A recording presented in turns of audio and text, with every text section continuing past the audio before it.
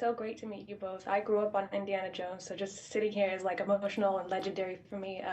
And I want to thank you, James, for bringing it back, and thank you, Harrison, for just bringing this timeless film and continuing to make my childhood. So I do have to ask, James, how was it for you kind of bringing this movie together, taking the reins from Stephen, and Harrison, how was it working with James this time around? No, you want me to go first? For me, it's easy because I didn't take the reins from Steven. He handed them to me. But they and I still was like, what, me? And there was a level where I didn't want to complete the transaction till I knew where we were going to go, because there's no reason to get on the horse if you're not sure where you're going to ride. And that to me was the first question to answer, before I actually mounted up, to continue your metaphor. But Harrison, you can go on.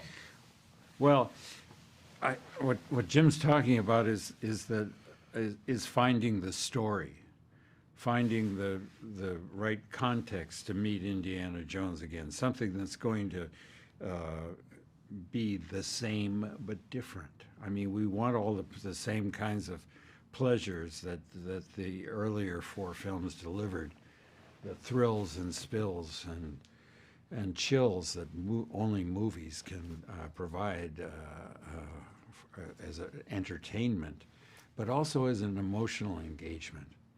So Jim crafted a script that was character-driven. And if I was going to do another Indiana Jones movie, I wanted it to be character-driven. I wanted it to be about Indiana Jones. I wanted to see the effects of age on him and be honest about it. Know that he's not as vigorous as he used to be, not as capable as he used to be. And also to see him dispirited by how he had spent his life, and see him at the end of his academic career teaching archaeology to people that really didn't care much about the subject. And really is a character who's out of time, out of place. And then we see him reinvigorated, renewed, revivified. Rising to the occasion. But it's presented in characters and in story opportunities.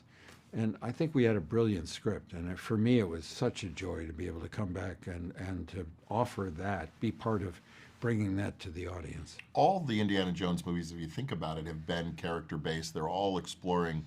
They're really eccentric, wonderful characters. They're not kind of just heroes in some kind of stale sense or kind of godlike capabilities. They all have their foibles, their liabilities, and their eccentricities, and their fears and anxieties. And that was something we very much wanted to continue. And there, as Harrison's saying, there was no way not to examine it through the lens of how the world will have changed by the late 60s, as well as, of course, Indy.